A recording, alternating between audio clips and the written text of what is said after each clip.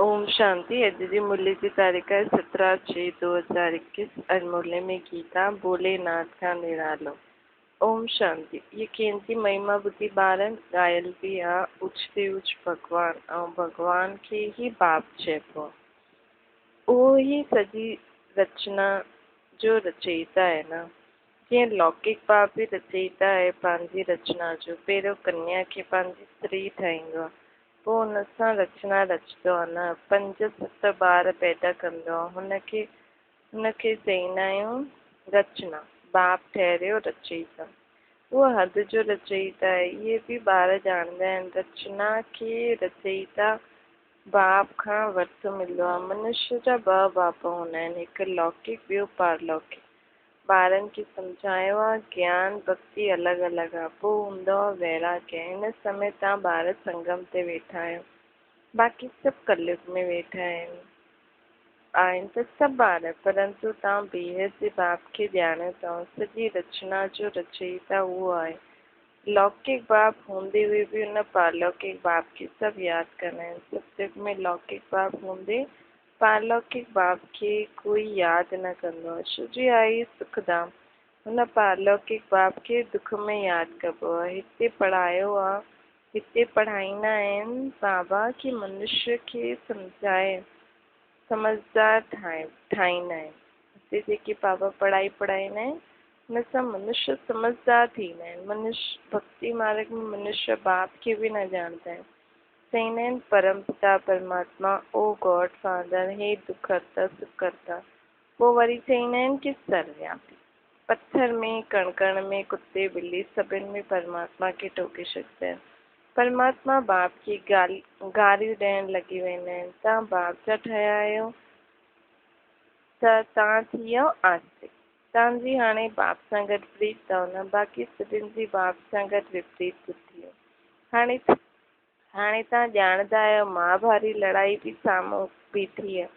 पुरानी दुनिया जे विनाश 5000 वर्ष पोइ पुरानी दुनिया जे विनाश अर्थ हर 5000 वर्ष पोइ कलयुग ते दुनिया पूरी थी पोइ सतयुग पावन दुनिया स्थापन थींदी आहे।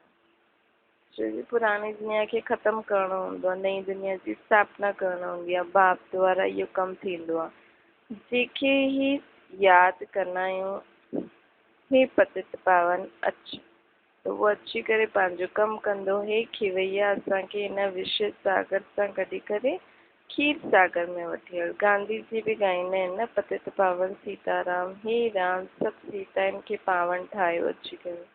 राम अर्थात परमात्मा बाप, सीतायूं अर्थात पाण सभु आत्मा आहियूं। तव्हां सभु सीतायूं भक्तियूं आहियो। उहो आहे भॻवानु, सभु हुनखे पुकारनि था। उहो तव्हांखे पतित खां पावन ठाहे थो न। तव्हांखे किथे बि ॾका न खाइणा आहिनि। ईअं न चईंदा आहिनि कि तीर्थनि ते वञो कुंभ ते वञो, न। इहे नदियूं कोई पतित पावन थोरी आहिनि। पतित पावन हिकु बाप ज्ञान जो सागर आहे। सागर ऐं नदियुनि खे कोई यादि न कंदा आहिनि, पुकारंदा आहिनि बाप खे। बसि सनानु बि कंदा आहिनि त बि कंहिंखे पुकारंदा आहिनि बाप खे। हे पतित पावन बाबा असांखे पावन ठाहियो। बाक़ी पाणी जी नदी त पूरी दुनिया में आहे, उहो थोरी पतित पावन आहे। पतित पावन उहो हिकु बाप खे ई चइबो आहे। आत्मा पतित थींदी आहे न, आत्मा निराकार आहे त आत्मा खे पावन ठाहिण वारो बि निराकार बाप ई आहे। हाणे उहो जॾहिं ईंदो तॾहिं त पावन ठाहींदो। भक्ति जी भारत में महिमा, भारत जी महिमा ॾाढी भारी आहे। भारत सभु धर्मनि जो तीर्थ स्थान आहे। शिव जयंती बि हिते ई मल्हाईंदा आहियूं। सत्युग त पावन दुनिया, हुन में देवी देवता रहंदा आहिनि। देवताउनि जी महिमा ॻायल आहे न। सर्वगुण संपन्न 16 कला संपूर्ण निर्विकारी अहिंसक मर्यादा पुरुषोत्तम। चंद्रवंशुनि खे 16 कला चइबो आहे। भारत जी एतिरी महिमा छो आहे? छो जी भारत परमात्मा जो जन्म स्थान आहे। पोइ सीढ़ी हेठि उतरते उतरते सत्युग त्रेता खां जॾहिं पार थींदा आहियूं, पोइ द्वापर में जॾहिं ईंदा आहियूं त आत्मा जी कीर्ति कला थींदी आहे। जीअं त असां सीढ़ी लहींदा ईंदा आहियूं। बाप अची करे हाणे असांजी कलायूं वधाए थो, अर्थात सीढ़ी चढ़ाए थो। पहिरियों शांतिधाम वेंदासीं, पोइ सुखधाम में ईंदासीं। पोइ 84 जन्म जो चक्कर लॻाए सीढ़ी उतरंदा ईंदासीं। 84 जन्म कोई जा त ज़रूर हूंदा न, सभिनि जा न हूंदा, कोई कोई जो हूंदा। मुख्य आहे सर्वशास्त्र में शिरोमणि गीता। श्रीमद् भगवत माना भगवान जी ॻाल्हि हुई, परंतु भगवान के चइबो आहे, इहे पतित मनुष्य न ॼाणंदा आहिनि।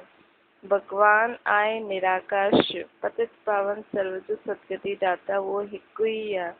जंहिंखे पंहिंजो शरीर न हूंदो आहे उहो भगवान हूंदो आहे, जो कॾहिं शरीर वठे ई न पंहिंजो। परंतु हाणे शिव बाबा कॾहिं ईंदा आहिनि, छा अची करे कंदा आहिनि, कंहिंखे बि न पतो। बाप अची करे पंहिंजो ई परिचय ॾींदा आहिनि, ख़ुदि ई पंहिंजे बारे में पूरो यथार्थ ॿुधाईंदा आहिनि।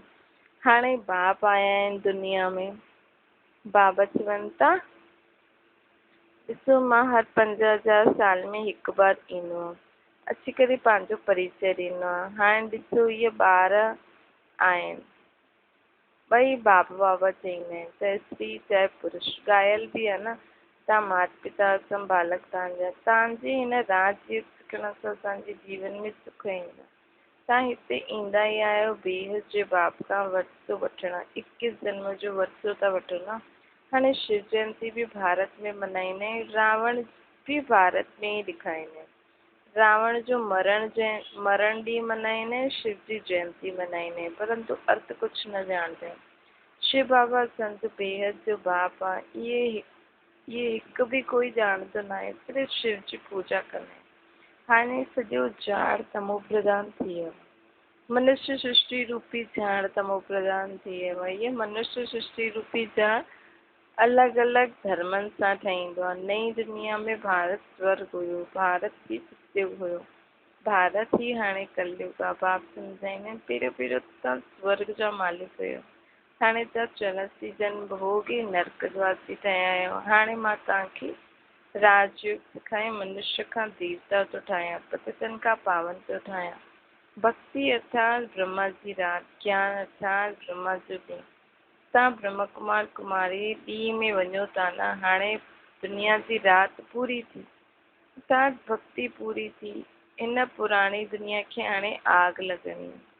बराबरि महाभारत लड़ाई हुई आहे, बराबरि हिन महाभारत लड़ाई खां पोइ इहो भारत स्वर्ग ठही वेंदो। अनेक धर्म जो विनाश थी हिकु धर्म जी स्थापना भॻवानु करे थो। तव्हां ॿार हुन परमात्मा जा मददगार ठहिया आहियो, हुन आदि सनातन देवी देवता धर्म जी स्थापना करण लाइ। तव्हां स्वर्ग जा मालिक ठहिण लाइक़ु ठही वेंदा, स्वर्ग जा मालिक ठहिण लाइक़ु ठही वेंदा, पोइ विनाश शुरू थींदो। हाणे इहे शिव बाबा जो ज्ञान यज्ञ आहे, पोइ शिव चओ या रुद्र चओ, कृष्ण ज्ञान यज्ञ न चईंदो। सत्य त्रेता में यज्ञ हूंदो न आहे। यज्ञ तॾहिं रचिबो आहे जॾहिं उपद्रेव हूंदा आहिनि, अनाज न हूंदो आहे, लड़ाई लॻंदी आहे, त यज्ञ रचंदा आहिनि शांति जे लाइ। हाणे भॻवान बि अची करे यज्ञ रचंदई पूरे विश्व में शांति स्थापन करण लाइ। तव्हां ॿार ॼाणंदा आहियो विनाश थियण जे बिना भारत स्वर्ग कीअं थींदो, छोकी विनाश में सॼी कलयुग की पूरी सामग्री खे जलणो आहे, ख़तमु करिणो आहे न, त विनाश त ज़रूरु थियणो ई आहे। ये पतित शरीर खे बि त एॾा सारा पतित शरीर खे बि त जलणो पवंदो, तॾहिं त पाण खे पावन दुनिया में पावन शरीर मिलंदो न। भारत माता शिव शक्ति सेना ॻायल आहे न, वंदना पवित्र जी कबी आहे। तव्हां माताउनि खे वंदे मातरम चईंदा आहिनि, छो जी हाणे तव्हां श्रीमत ते भॻवान जी श्रीमत ते हली करे भारत खे स्वर्ग था ठाहियो। हाणे बाप चईंदा आहिनि मौत त सभिनि जे सर ते जीअं बीठो ई आहे, इन करे हाणे इहे हिकु जन्म पवित्र रहो, मूंखे यादि करो त तव्हां तमो प्रधान खां सतो प्रधान ठही वेंदव। हाणे तव्हां शूद्र खां ब्राह्मण ठही पोइ देवता ठहींदव। इहे कोई नई ॻाल्हि न आहे, कल्प कल्प हर 5000 वर्ष पोइ इहे चक्कर फिरंदो आहे। तव्हां ईअं ई तमो प्रधान खां सतो प्रधान ठहींदा आहियो, नरकवासी खां स्वर्गवासी ठहींदा आहियो। पते दुनिया में मनुष्य जो कुझु कर्म कंदो आहे उहो विक्रम ई ठहींदो आहे न, छो जी विकारनि जे वश कर्म कंदो आहे। बाप चईंदा आहिनि 5000 वर्ष पहिरियों बि तव्हांखे कर्म अकर्म विक्रम जी गति ॿुधाई हुई। हाणे पोइ हाणे वरी खां तव्हांखे सम्झायां थो, मां परम पिता परमात्मा निराकार तव्हांजो बाप आहियां। ये शरीर जेके असां आधार वरितो आहे, इहो कोई भॻवानु आहे। मनुष्य खे देवता भी न चई सघंदासीं, कलयुगी मनुष्य खे त मनुष्य खे भॻवान कीअं चई सघंदासीं। देवता अर्थात दैवी गुण वारो मनुष्य। अॼुकल्ह दुनिया में दैवी गुण आहिनि ई न, त देवता चई न सघंदा आहियूं। त बाबा हाणे पाण ॿारनि खे चवनि था कि ॾिसो, हाणे तव्हां मुंहिंजी मत ते हली करे देवता ठहो था। बाप सम्झाईंदा आहिनि, तव्हां 84 जन्म वठी हेठि आया आहियो न, हाणे मथे अर्थात वापसि असांजी चढ़ती कला सिर्फ़ु हिकु बाप ई करे सघंदो आहे। सभई पतित थी विया आहिनि, त रास्तो कोई ॿुधाए न सघंदो आहे। हाणे सभु असांखे पतित थियण जो ई रास्तो ॿुधाईंदा रहंदा आहिनि न। ख़ुदि बि पतित आहिनि, त असांखे बि पतित थियण जो ई रास्तो ॿुधाईंदा रहंदा आहिनि। हाणे बाप अची करे सभिनि जो उद्धार थो करे। ये रावण राज्य आहे न, तव्हां हाणे रावण राज्य खां निकिरी आया आहियो। छो कि असां बाप खे पहचानियो, असां बाप जा मददगार ठहिया आहियूं, त हाणे असां संगम युग ते आहियूं। न रावण राज्य में आहियूं, न परमात्मा राम सत्युग जे राज्य में आहियूं। अञा विच में आहियूं, वञूं था सत्युग में। धीरे धीरे सभिनि खे पतो पइजी वेंदो। ब्राह्मण ठहिण बग़ैर शिव बाबा खां वरितो कीअं वठिजा। बाप आहे ई ॿ, हिकु निराकार, हिकु साकारी। हिकु आत्मा जो बाप, ॿियो शरीर जो बाप। वरितो मिलंदो आहे हिकु साकारी बाप खां, साकारी ॿारनि खे। पोइ निराकार बेहद जो बाप बेहद जो वरितो ॾींदो आहे निराकार आत्माउनि खे। हाणे तव्हां ॿार ॼाणंदा आहियो, मिठो मिठो शिव बाबा खां असां 21 जन्मनि जे लाइ सुख जो वरितो था वठूं। विश्व जो मालिक था ठहूं योग बल सां, बाहुबल सां नथा ठहियूं। परमात्मा जी शक्ति सां असां विश्व जो मालिक था ठहूं। कोई हथियार आदि न आहे। त बाप सां योग लॻाए विक्रम विनाश करे विष्णुपुरी जा मालिक था। हाणे अमर लोक में वञण जे लाइ बाबा असांखे अमर कथा थो ॿुधाए। हुते अकाले मृत्यु कॾहिं न थींदी। अमर अर्थात जॾहिं असां स्व इच्छा सां शरीर छॾंदासीं, उनखे अमर चइबो। उते दुख जो नाम निशान न हूंदो आहे। तव्हां ॿार आया आहियो श्रीमत ते हली करे बेहद जे बाप खां श्रेष्ठ ते श्रेष्ठ देवी देवता ठहिण। इहे कोई शास्त्रनि जो ज्ञान न आहे। ॾिसंदा विष्णु जी नाभि सां ब्रह्मा निकितो, उन्हनि जे हथनि में पोइ शास्त्र ॾेखारींदा आहिनि। बाबा चवंदा आहिनि, मां ब्रह्मा द्वारा तव्हांखे सॼी रचना जे आदि मध्य अंत जो ज्ञान ॾींदो आहे। मां ज्ञान जो सागर आहे। ॻाईंदा बि आहिनि न, ज्ञान सूर्य प्रगटिया अज्ञान अंधेर विनाश। सत्युग में अज्ञान हूंदो न, उहो सचखंड हुयो। त भारत हीरे जीअं हुयो, हीरे जवाहरातनि जा महल आदि ठहींदा हुया न सत्युग में। हाणे त मनुष्य खे पूरो खाइण लाइ बि न आहे। इंसॉल्वेंट विश्व खे पोइ सॉल्वेंट केरु ठाहे। हाणे इहो बाप जो ई कमु आहे। अर्थात ग़रीब दुनिया खे साहूकार केरु ठाहे। बाप खे ई तरस पईंदो आहे न, चईंदो आहे तव्हांखे मां राजयुग सिखाइण आयो आहियां। नर सां श्री नारायण, नारी सां श्री लक्ष्मी ठाहिण आयो आहे। भक्तनि जो रक्षक उहो हिकु परमात्मा ई आहे। तव्हांखे रावण जी जेल मां छुड़ाए सुखधाम में वठी वेंदो। सॼी दुनिया में जो ब्राह्मण ठहिया आहिनि, उहो ई देवता ठहींदा। ब्रह्मा जो नाम बि बालो आहे न, प्रजापिता ब्रह्मा। तव्हां ब्राह्मण आहियो सभिनि खां उत्तम। तव्हां भारत जी सच्ची रूहानी सेवा था करो न। बाप जी यादि सां विक्रम विनाश थींदा। ॿियो कोई रास्तो न आहे पतित खां पावन ठहिण जो। यादि सां ई खाद बसी थींदी। सुनार माण्हू जो हूंदा आहिनि, उहे सचो सोनो झूठो सोनो ॼाणंदा आहिनि कीअं ठहींदो। हुन में चांदी तांबो लोहो विझंदा आहिनि। त तव्हां बि पहिरियों सतो प्रधान हुयो, पोइ हाणे तव्हां में खाद पइजी वई अथव त तव्हां तमो प्रधान थी विया आहियो। हाणे पोइ सतो प्रधान ठहिण पए, तॾहिं त सत्युग में वञी सघंदासीं असां। बाप चवंदा आहिनि, कोई बि देहदारी खे यादि न करो। गृहस्थ व्यवहार में रहंदे बाप जे सवाइ ॿियो कोई खे बि यादि न करो, त तव्हां स्वर्गपुरी जा मालिक ठही वेंदा। स्वर्ग अथवा विष्णुपुरी हुई, हाणे रावणपुरी आहे।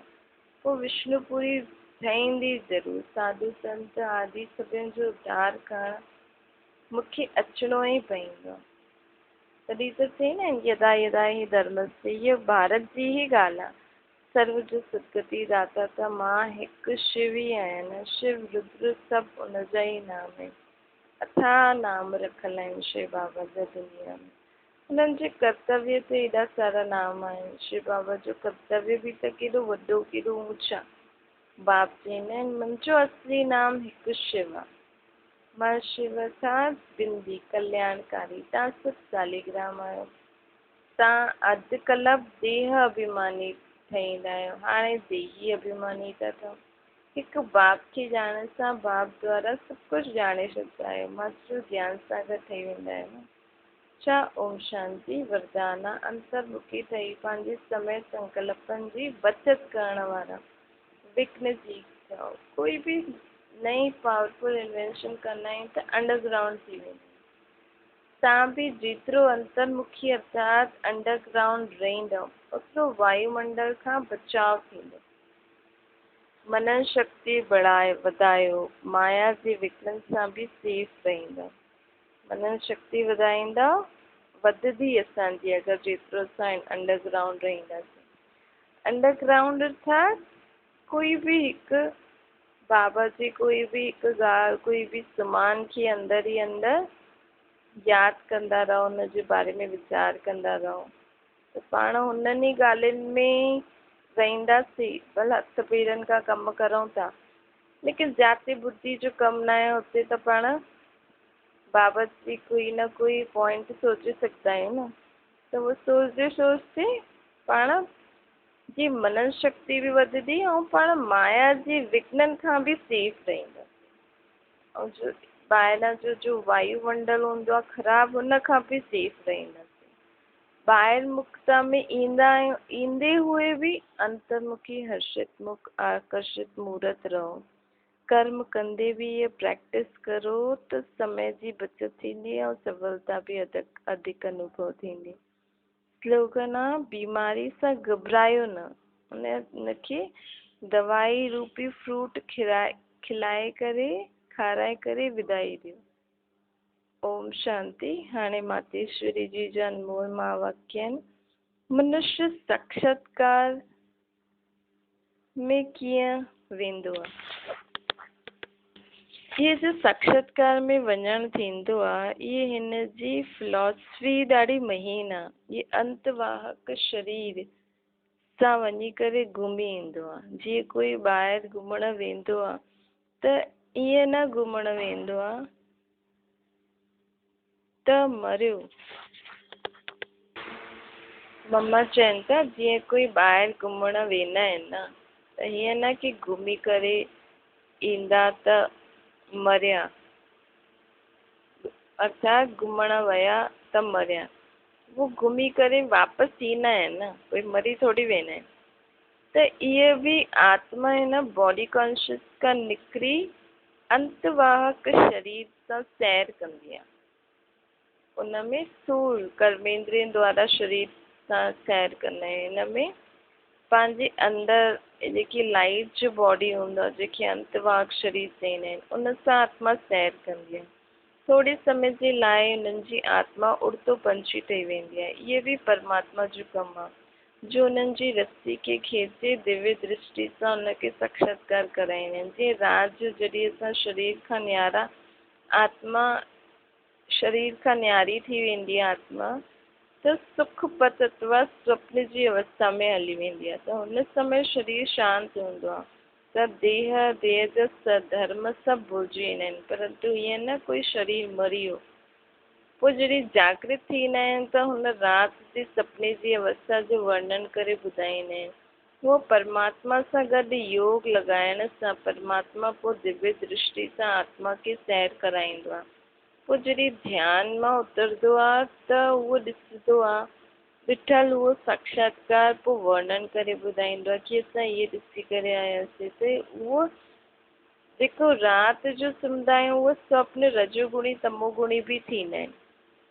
लेकिन ये ध्यान पोइ सतोगुणी अवस्था वारा थींदो आहे। पोइ त ध्यान में कोई शरीर मरदो न आहे, मगर शरीर जी वासना गुम थी वेंदी आहे। जीअं क्लोरोफॉर्म ॾियण सां शरीर जी सुध-बुध भुलिजी वेंदा आहिनि, त डॉक्टर जॾहिं कोई अंग खे डेड कंदा आहिनि त इंजेक्शन लॻाए करे डेड कंदा आहिनि, परंतु ॿियूं इंद्रियूं त हलंदी रहंदियूं आहिनि न। त ध्यान बि हिन ई तरह आहे कि आत्मा कोई उड़ी करे सैर करे ईंदी आहे, परंतु शरीर त मरदो न आहे न। हाणे ये रस्सी खींचण जी स्मृति भी परमात्मा में है, न कि मनुष्य आत्मा में। अच्छा, ओम शांति।